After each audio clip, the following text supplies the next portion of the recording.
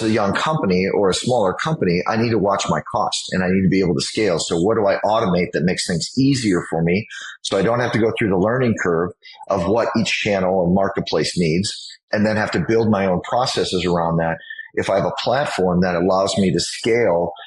Welcome to Honest Ecommerce, a podcast dedicated to cutting through the BS and finding actionable advice for online store owners. I'm your host, Chase Clymer, and I believe running a direct-to-consumer brand does not have to be complicated or a guessing game. On this podcast, we interview founders and experts who are putting in the work and creating real results. I also share my own insights from running our top Shopify consultancy, Electric Eye. We cut the fluff in favor of facts to help you grow your e-commerce business. Let's get on with the show.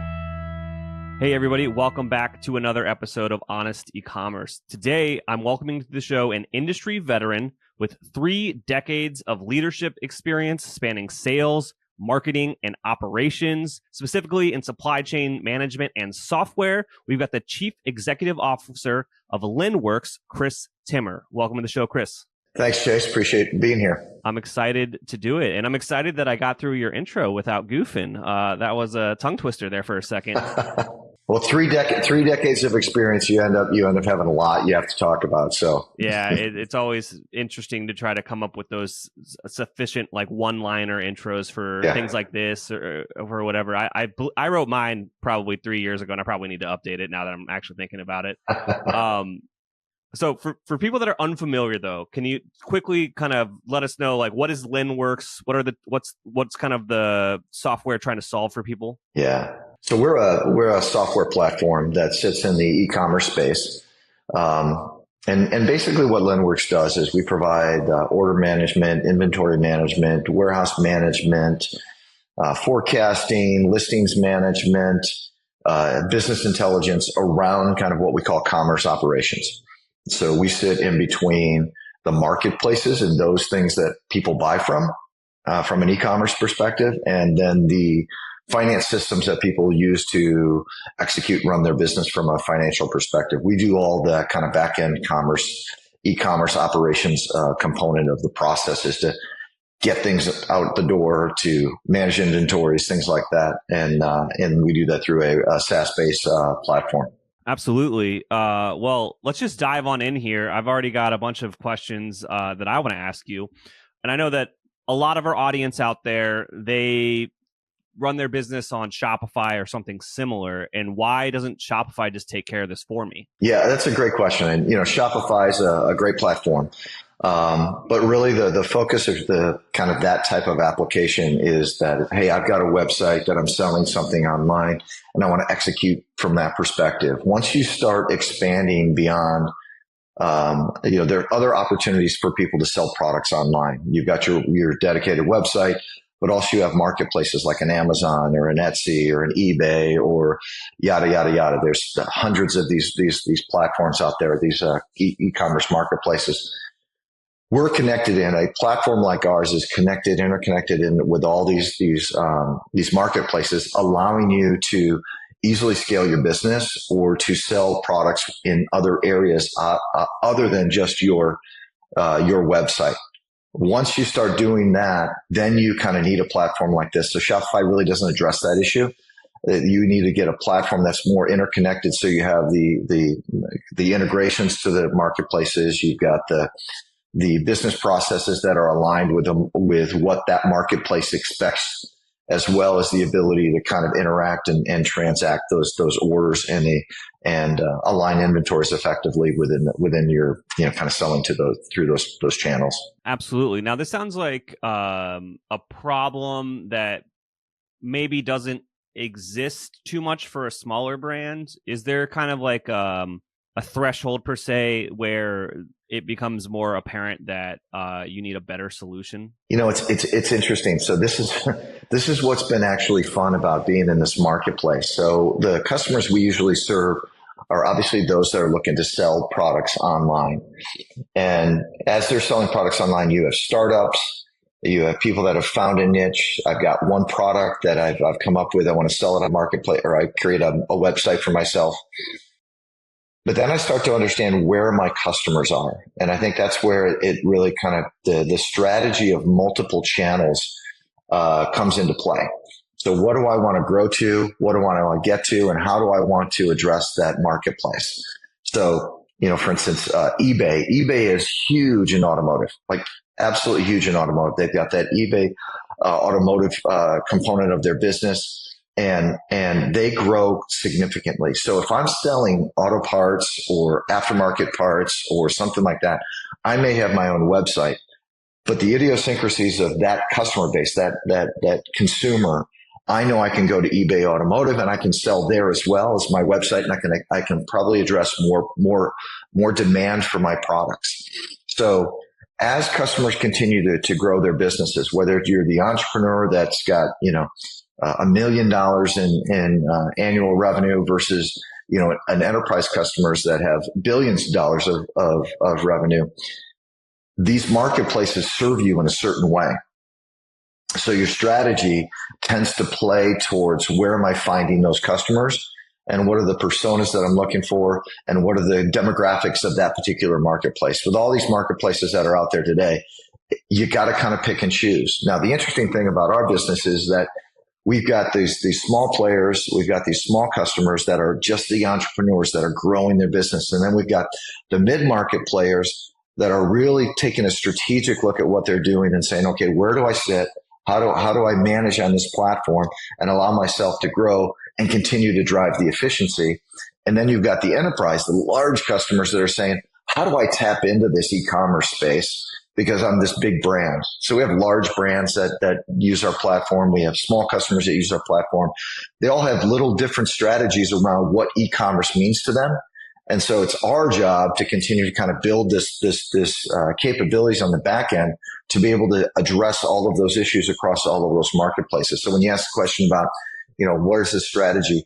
We typically find that most of our customers are in at least 3, if not 5 to 6 marketplaces in different channels that they're selling their products above and beyond their platform or their website themselves.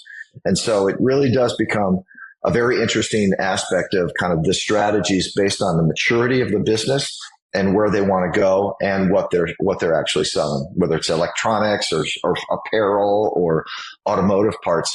There's all these different strategies and different marketplaces that make more sense for you. Absolutely. And I think that we should maybe highlight at those different sizes and talk a little bit more in depth. And I really want to talk about the startups because there's probably a bunch of those listening out there right now. And I think there's a big fallacy out there that these startups believe that, like, if they, obviously Amazon's a 800-pound gorilla, like if they build their business on like borrowed land, you know what I mean? They're not going to ever be as successful as they could be, and that it's not going to give them useful information. And I kind of want to ask in a non-loaded question, like, what are your thoughts on that as far as, getting MVPs out there, getting initial feedback, finding your first customers, maybe you don't have their email, but you're still getting information. What are the advantages for a startup going into these marketplaces versus trying to figure out how to build their own flywheel?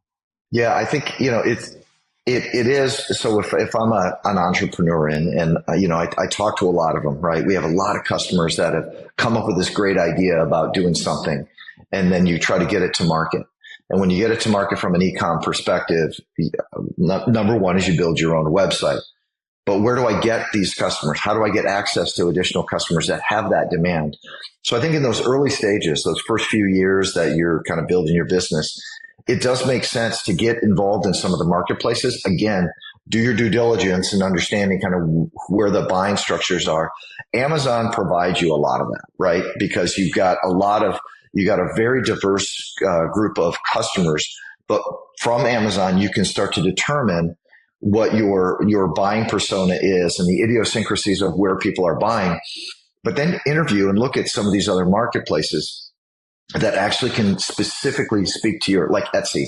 You look at an Etsy, right? Etsy's always kind of come off as the crafty type of thing. But if you look at the persona of a customer that's buying on Etsy and where they want to go and where, if that's their comfort level, selling to them in that regard, it makes a lot of sense if it aligns with kind of what your product lines are. So I think it really kind of, it builds off of like, what's my value proposition regarding a product I either created or ideated, Or am I reselling products already? That's where the Amazon strategy comes into play. You see a lot of people that say, hey, I can buy and sell on Amazon and it becomes like a business for me. Those probably aren't the entrepreneurs that are actually building off of an ideation or a product that they're going to continue to scale.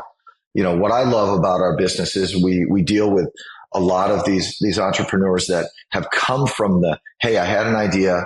This is what I'm going to do. I'm going to lift myself up by my bootstraps and kind of create this business model for myself.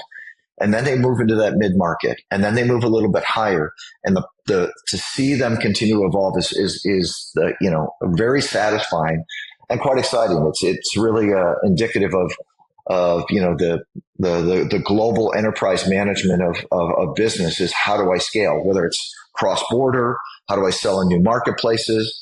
How do I, we're a global company. We're selling in basically 4 different geographies at this point. And it's allowing our customers to tap into that. They get data from us. They get information from us. They see what channels we're connected with. How do I test that channel? How do I test that channel? We can partner with them to kind of help figure that out and allow them to grow their businesses effectively. We want to make every entrepreneur that steps into our business, we want to make every entrepreneur the most successful business that they can possibly be. And, we see that in a lot of our customers. We've got a very large, now it's a large sunglasses retailer that started as an e-commerce startup. Two guys in their house with inventory on a pad of paper. They moved into selling online. They continued to build their business. And at this point now, they're actually putting brick and mortar in place around the US to support building their brand, their online brand, which actually is creating new different strategies on go to market as a truly an e-commerce, retailer. And so, just seeing these customers, these beautiful companies continue to grow into, a really successful brand that people know now, is just really rewarding to kind of even be in the back end of that, helping them do that. Absolutely. Now, I think that it goes without saying at that startup phase, there's no gods but revenue. It's like you need to make sales to get through that, scrappy kind of 0 to 1 phase. But then when you kind of get into that scaling phase, and testing more marketplaces seems like a really good idea. I guess, to ask a direct question, it's like I could sign up for all these marketplaces on my own, right? I don't necessarily need a middleware. Oh, you don't need a middleware, but what you do need is the ability to connect into these channels and allow yourself to fulfill your orders, take your orders, fulfill your orders, understand where your inventories are. It becomes a scaling mechanism, right? So, as an entrepreneur, I wear 15 different hats. I'm chief sales guy, I'm chief financial officer, I'm chief customer service officer.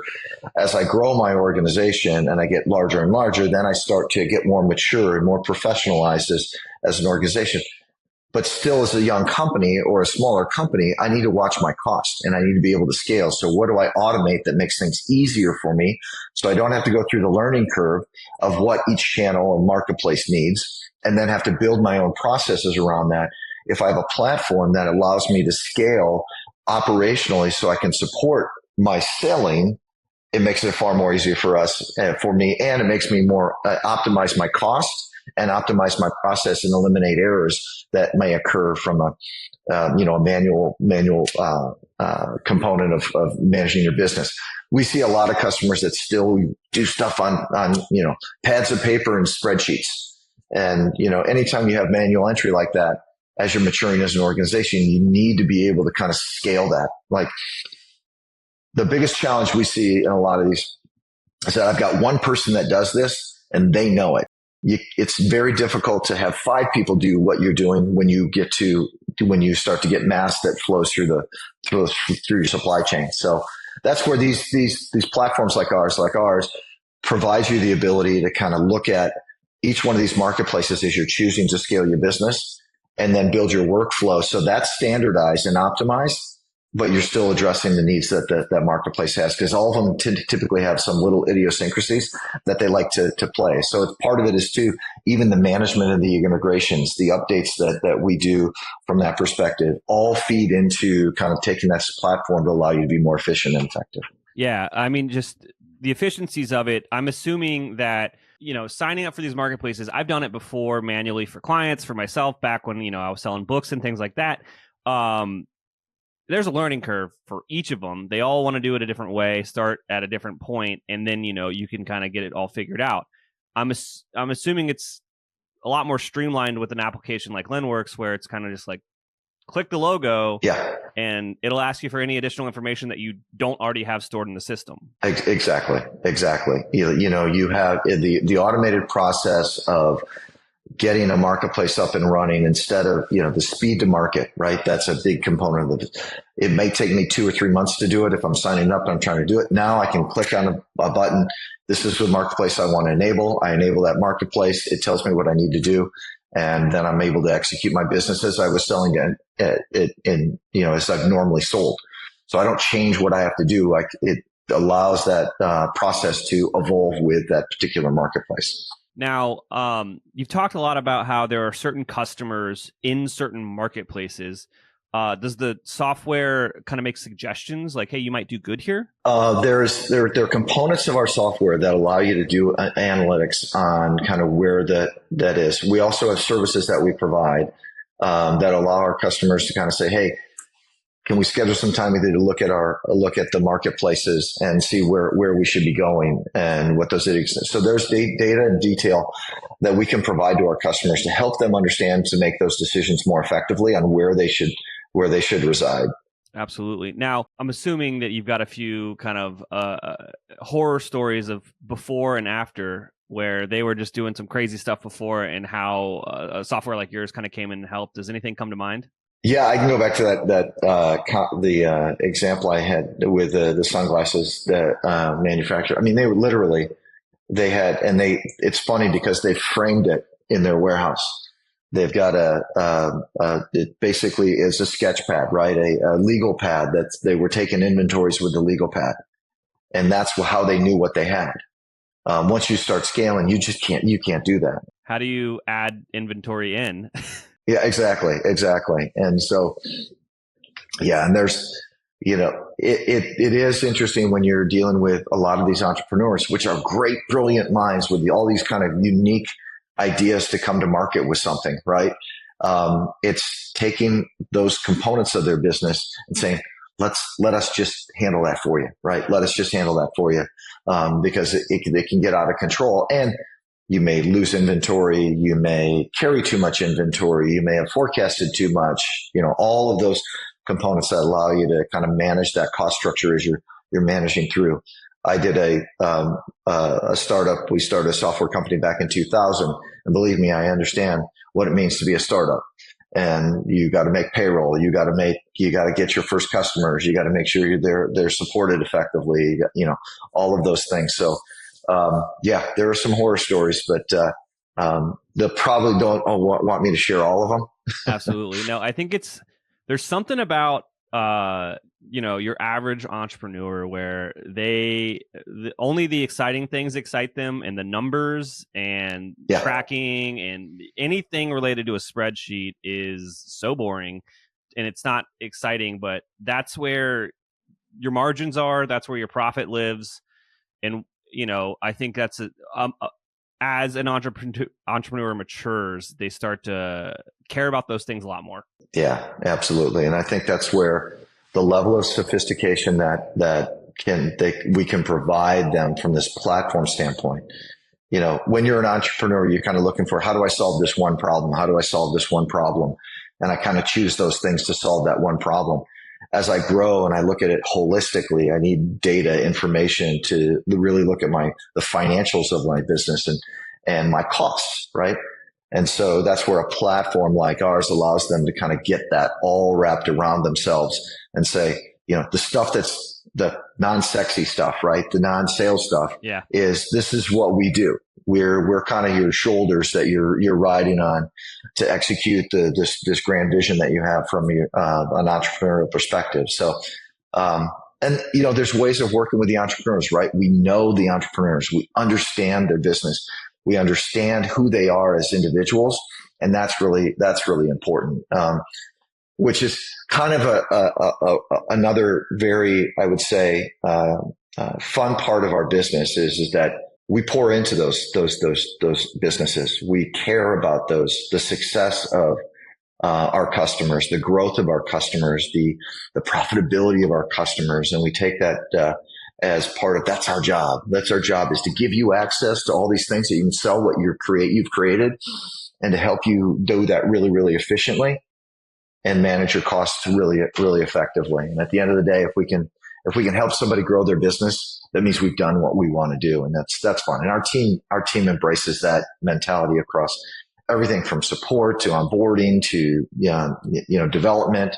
Our engineers really even understand what they're doing from a perspective of developing products for our customers and what it really means to them. So it's part of our ethos, and we love having that as kind of something that we get behind. Absolutely. That's an amazing mentality to have for a company and for a team.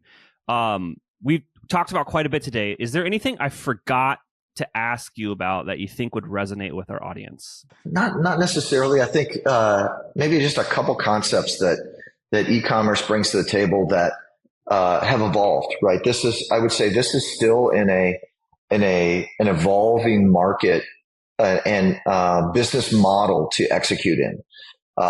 We see some customers that have built an e-commerce business and now they're going to brick and mortar to support their branding. We have, right after COVID, this thing shot up like nobody's business. Everybody started, buying online, and then it leveled off. So now we're starting to find what's that balance between online buying and non-online buying, or brick and mortar, or however else I'll access. And then it's the buying experience. So, what we see more and more is the expectations of the customers, that buying experience that they have, and your ability to fulfill orders timely and when they need it, how they need it. That continues to evolve and take shape as this whole marketplace continues to grow. So, our job and the entrepreneurs' jobs are to really understand what those customers are looking for, how they want to get it, and then make it really easy for them to get it. That's amazing, Chris. Now, if people you got their interest piqued about the product, where should they go to check it out? Best thing to do is go to our website, www.linnworks, linnworks.com, and request a demo, request some information, contact our sales organization, and they can get access to the things that we can provide for them via that channel. Awesome. Chris, thank you so much for coming on the show today and sharing all of your expertise. Great. Chase, appreciate the time. Take care. We can't thank our guests enough for coming on the show and sharing their knowledge and journey with us. We've got a lot to think about and potentially add into our own businesses. You can find all the links in the show notes. You can subscribe to the newsletter at honestecommerce.co to get each episode delivered right into your inbox. If you're enjoying this content, consider leaving a review on iTunes. That really helps us out. Lastly, if you're a store owner looking for an amazing partner to help you get your Shopify store to the next level, reach out to Electric Eye at electriceye.io/connect. Until next time.